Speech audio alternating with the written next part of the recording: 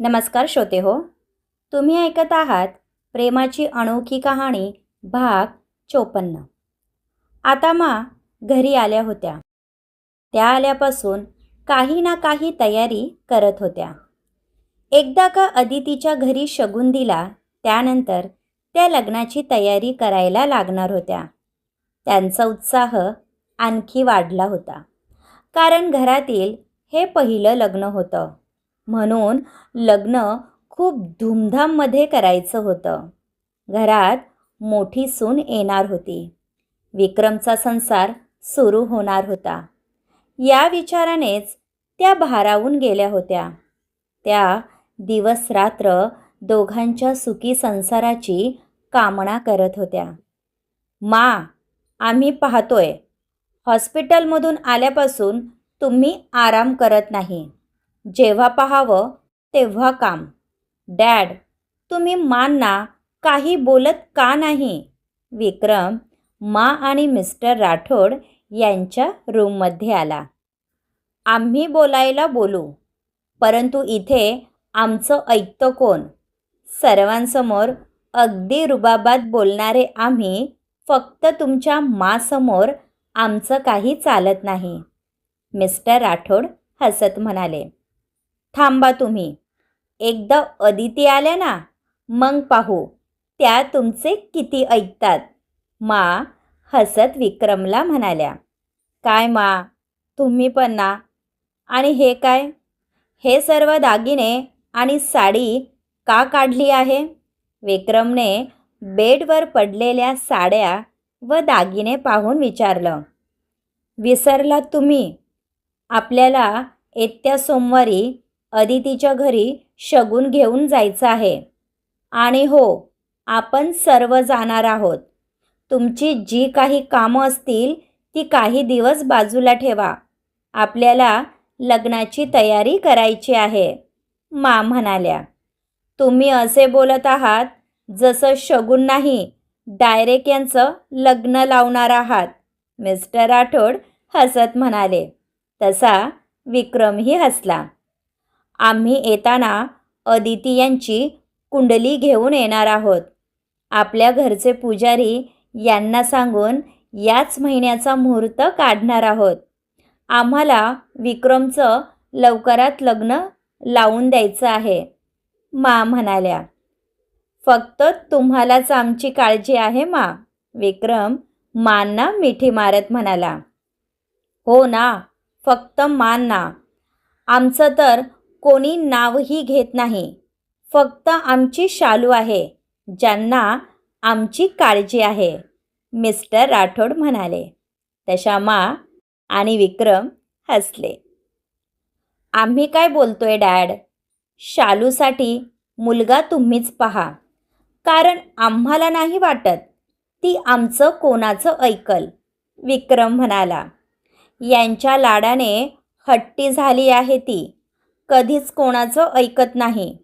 तिच्या लग्नाची जबाबदारी आम्ही तुमच्या डॅडवर सोपवणार आहोत. म्हणाल्या. मग तर पहाच, लाखात एक मुलगा शोधून काढू आम्ही आमच्या शालूसाठी. मिस्टर राठोड म्हणाले व बाहेर निघून गेले. तशी विक्रमची नजर एका साडीवर गेली. रेड कलरची बांधणीची साडी, ज्याला गोल्डन कलरची गोटापट्टी होती. विक्रमने ती साडी हातात घेतली. साडी खूप भारी होती, म्हणून वजनाने खूप हलकी होती. काय झालं विक्रम? तुम्हाला ही साडी आवडली नाही? ही बांधणीची साडी आम्ही खास अदितीची ओटी भरण्यासाठी घेतली आहे. लाल रंग हा सुहागनचा रंग आहे ना? म्हणाल्या. तुम्ही ही साडी अदिती यांना नेसायला सांगाल? आम्ही जेव्हा शगुन घेऊन जाऊ तेव्हा? विक्रम म्हणाला. हो, अदिती या साडीत खूप गोड दिसेल. विक्रमच्या डोक्यावरून प्रेमाने हात फिरवत म्हणाल्या. विक्रमला आता असं झालं होतं की कधी एकदा अदितीला भेटतो व तिच्यासमोर स्वतःच्या प्रेमाची कबुली देतो. कारण अजूनही विक्रमच्या प्रेमापासून ती अनभिज्ञ होती. आता ज्या दिवशी अदितीला लग्नाची मागणी घालतील त्याच दिवशी तिच्यासमोर स्वतःच्या प्रेमाची कबुली द्यायची. तिला जाणीव करून द्यायची की आमचं त्यांच्यावर किती प्रेम आहे आणि त्यांच्या प्रेमासाठी आम्ही काहीही करायला तयार आहे. विक्रमच्या मनात विचार आला. आता त्यालाही अदितीची ओढ लागली होती. सकाळी 9 वाजले तरी अदिती अजून झोपली होती. आज रविवार असल्यामुळे प्रोफेसर देसाई घरीच होते. आज अदिती आणि विक्रमच्या लग्नाचा विषय तिला सांगणं गरजेचं होतं, कारण उद्या राठोड फॅमिली लग्नाचा शगुन घेऊन येणार होती. आता अदितीला कसं समजवायचं आणि काय बोलायचं हेच आई आणि प्रोफेसर देसाई यांना समजत नव्हतं. हे सर्व ऐकून काय वाटेल तिला की आपले आई बाबा यांचे विचार आपल्यावर थोपवत आहेत. असेही लहानपणापासून ती स्वतःच्या मनाने कधी वागली नव्हती. नेहमी आपल्या आई बाबांना जसं आवडतं तसं राहिली होती आणि तशीच वागली होती. स्वतःच्या मनाचा कधीही विचार केला नव्हता. हाच विचार प्रोफेसर देसाई यांच्या मनात वारंवार येत होता. ते कोठेतरी स्वतःला दोषी समजत होते. नेहमी तिच्यावर लावलेली बंधने, त्यामुळे अदिती स्वतः कधी विचार करत नव्हती. तिला दुनियादारीची समज नव्हती. आई अदितीच्या रूममध्ये आले. अदिती बेडवर शांत झोपली होती. झोपताना तिच्या चेहऱ्यावरचे भाव अगदी निरागस होते. लहानपणी अदिती झोपल्यावर अशीच गोड दिसायची.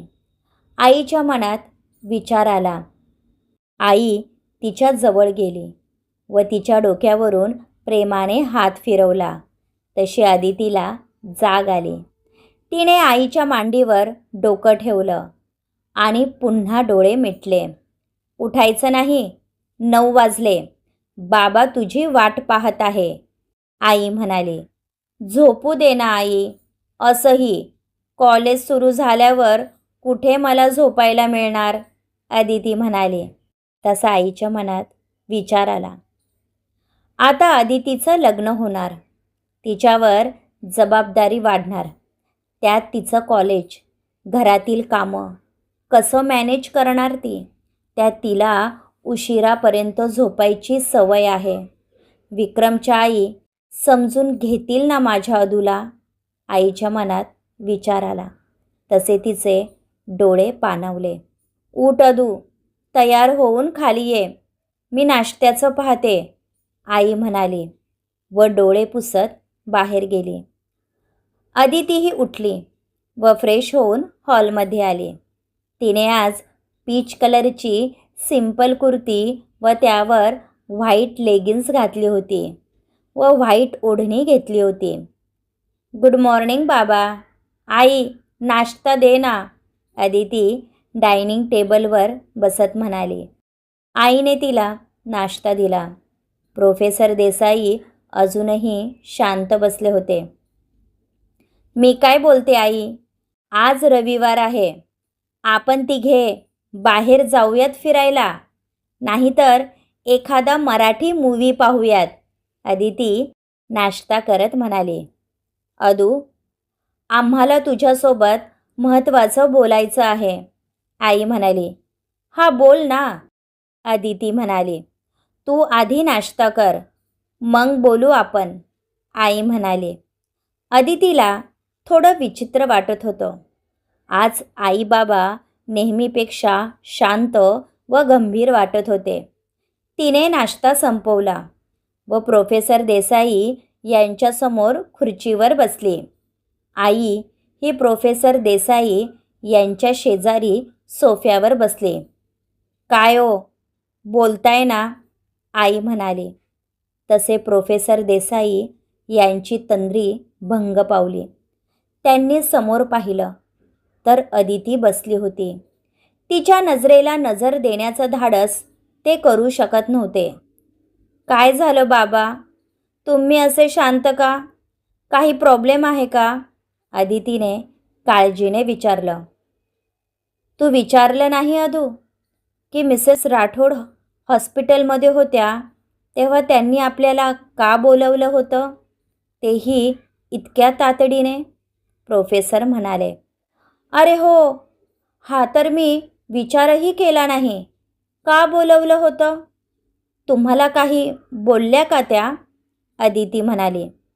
मी काय सांगतोय ते नीट लक्ष देऊन ऐक. आजपर्यंत आम्हाला अभिमान वाटावा अशीच तू वागली.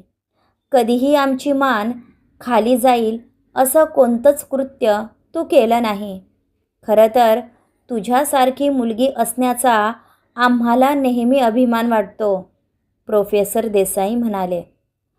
असे का बोलताय तुम्ही?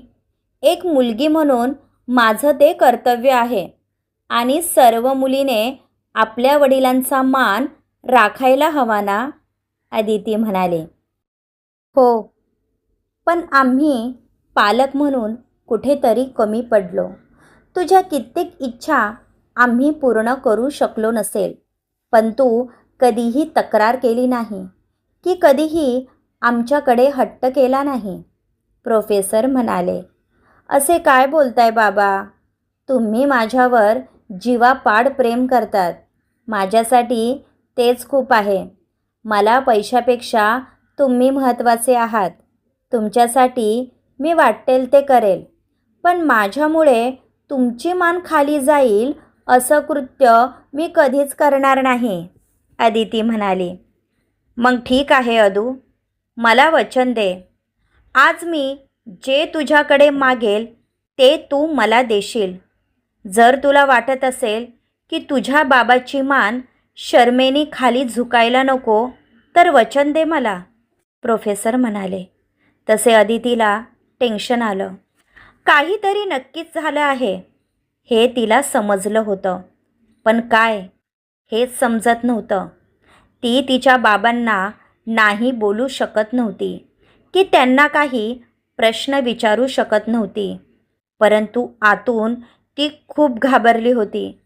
कारण आजपर्यंत तिच्या बाबांनी तिला वचन मागितलं नव्हतं, परंतु तिला इतकंच माहीत होतं की तिच्या आईबाबांचं तिच्यावर खूप प्रेम आहे आणि तिचा त्यांच्यावर पूर्ण विश्वास होता. मी तुम्हाला वचन देते, तुम्ही जे बोलणार मी ते करेल, अदिती म्हणाली. तसे प्रोफेसर देसाई यांनी एक उसासा टाकला व बोलायला सुरुवात केली. मी विक्रमच्या आईला वचन दिलं आहे की तुझं लग्न मिस्टर विक्रमसोबत करून देईल. इतकंच नाही तर उद्या त्या लग्नाचा शगुन घेऊन आपल्या घरी येणार आहे, प्रोफेसर म्हणाले. तसे अदिती सुन्न झाली. आपण आता जे ऐकलं ते खरं आहे की स्वप्न हेच तिला समजत नव्हतं. एखादी वीज आकाशातून खाली पडावी व सर्व काही उद्ध्वस्त करून शांत व्हावी, तसं अदितीचं आयुष्य एका क्षणात उद्ध्वस्त झालं होतं. ती अगदी स्तब्ध झाली होती. तिच्या सर्व संवेदना संपल्या होत्या. सुमन, उद्या ते लोक येणार आहेत, तयारीला लागा, प्रोफेसर म्हणाले व अदितीचे काहीही न ऐकता आपल्या रूममध्ये निघून गेले. अदितीने मान खाली घातली. तिच्या डोळ्यातून एकसारखं पाणी वाहत होतं. तिच्या मनात फक्त अजिंक्यचा विचार येत होता. किती विश्वास होता त्याचा स्वतःच्या प्रेमावर की 2 वर्ष एकमेकांपासून दूर राहून ही आपलं प्रेम कमी होणार नाही याची त्याला शाश्वती होती. परंतु त्याचं प्रेम आता हरलं होतं. कायमचं त्याच्या आयुष्यातून दूर जाणार होतं. आईला अदितीची अवस्था पाहवत नव्हती. आई तिच्या जवळ गेली व तिच्या खांद्यावर हात ठेवला. तशी अदितीने आईला घट्ट मिठी मारली व आपल्या अश्रूंना वाट करून दिली. आईलाही तिची अवस्था पाहून भरून आलं होतं. तुझ्या बाबांचा यात काहीही दोष नाही. विक्रमच्या आई जीवन मरणाच्या दारात उभ्या होत्या. त्यांचा जीव वाचवण्यासाठी तुझ्या बाबांनी त्यांना वचन दिलं. अदुबाळ असे म्हणतात की लग्नाच्या गाठी या स्वर्गात बांधल्या जातात. असे समज की तुझी गाठ देवाने विक्रमसोबत बांधली आहे. माझा विश्वास आहे माझी अदू त्या घरात खूप सुखात राहील. आई तिला प्रेमाने थोपटत होती. परंतु अदितीला कसलंच भान नव्हतं. तिच्या सर्व संवेदना संपल्या होत्या. आज मा सकाळी लवकर उठल्या व आधी महादेवाची पूजा केली. शगुनचे सर्व थाळ त्यांनी हॉलमधील टेबलावर मांडून ठेवले होते. सर्वांचा नाश्ता झाला होता. आता लवकरच अदितीच्या घरी जाण्याची तयारी करायची होती. विक्रम, आशू, झालं का तुमचं? माने आवाज दिला, परंतु कोणीही खाली आलं नाही. हे भगवान, या मुलांना तयार होण्यासाठी किती वेळ लागत आहे? मा स्वतःशी म्हणाल्या. तितक्यात शालिनी खाली आली. तिला माची धावपळ पाहून हसू येत होतं. मा, आपण फक्त शगुन घेऊन जात आहोत तर तुमची इतकी धावपळ होत आहे. भाईच्या लग्नात तर तुमचं कसं होणार? मला आत्ताच विचार करून हसायला येत आहे. शालिनी हसत म्हणाली. तू फक्त हसायचं काम कर, बाकी काही करू नको. जा लवकर आणि तयार होऊन ये, आपल्याला उशीर होईल, मा म्हणाल्या. तशी शालिनी आपल्या रूममध्ये तयार होण्यासाठी गेली. तिला अजूनही माहीत नव्हतं की ते लोक अदितीच्या घरी शगुन घेऊन जात आहे. तिला फक्त इतकंच सांगण्यात आलं होतं की तुझ्या भाभीसाच्या घरी आपण शगुन घेऊन जात आहोत. मानी सर्व शगुनचे थाळ व मिठाई नोकरांना गाडीत ठेवायला सांगितल्या. तेवढ्यात मिस्टर राठोड ही तयार होऊन खाली आले. त्यांनी व्हाईट कलरचा पायजामा व कुर्ता घातला होता. त्यांची नजर मावर गेली. आज त्यांच्या चेहऱ्यावर आनंद ओसंडून वाहत होता. ज्या क्षणाची त्या आतुरतेने वाट पाहत होत्या, शेवटी तो क्षण आला होता. क्रमश पुढील पार्ट ऐकण्यासाठी चॅनलला सबस्क्राईब करा. धन्यवाद.